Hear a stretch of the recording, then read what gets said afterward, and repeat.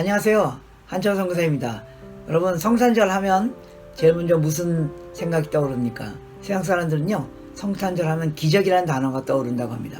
뭔가 기대하지 않았던 일이 일어나는 거죠.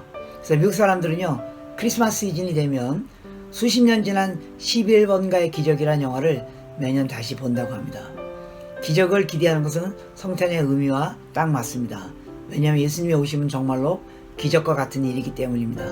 예수님의 탄생을 기록한 마태복음 1장에 보면 당시 로마 통치 아래서 유대인들의 상황은 혼돈과 절망이었습니다. 이스라엘 백성들은 점점 나락의 삶으로 떨어져 가고 있었습니다. 그런데 기적과 같은 일이 일어난 거죠. 인류의 구원자 예수께서 탄생하신 것입니다. 그런데요, 거기엔 예수님의 탄생이 가능케 한 작은 기적들도 있었습니다. 첫 번째 기적적인 사건은요, 남자와 동참한 적이 없는 마리아가 성령으로 잉태된 다소 혼란스러운 상황을 받아들이는 기적이었습니다. 자신에게 전혀 상상도 하지 못한 일이 일어난 거죠. 이 황당한 상황에서 마리아가 그 상황을 거부하지 않은 것은 기적과 같은 일입니다.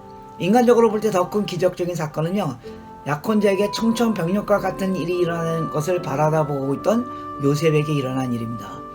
아내 마리아가 동침한 적이 없는데 그가 잉태한 것을 보고 그를 내치지도 않고 아내로 받아들인 기적과 같은 일이 일어난 것입니다. 그런데 이 기적과 같은 일은 어떻게 가능했습니까? 그것은 순종 때문입니다. 마리아가 성령님의 의도에 순종한 것 때문입니다. 요셉의 순종은 또한 놀라운 일입니다. 그의 순종은 단지 그가 의로운 사람이었다는 것으로만 이해되지 않습니다.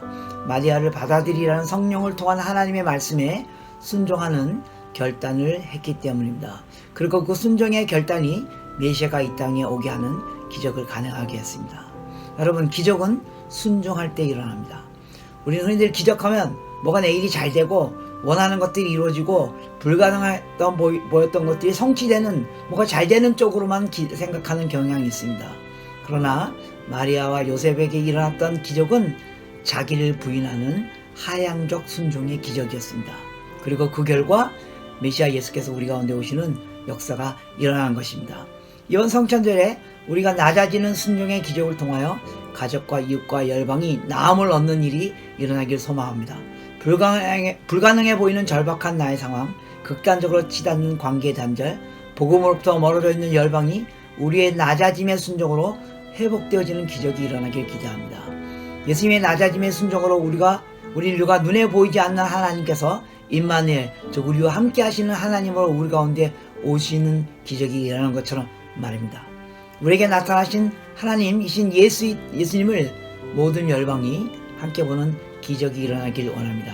2023년에도 저와 여러분의 낮아짐의 순종이 이 일을 가능하게 될 것입니다. 이제 22년을 마감하면서 2023년을 열어가는 여러분들이 복의 통로가 되어서 열방의 임마누엘의 하나님을 만나는 역사가 계속되길 소망합니다. 1월 30일부터 5일 동안 진행되는 박스펙트 온라인 과정에 여러분 모두를 초대합니다. 감사합니다.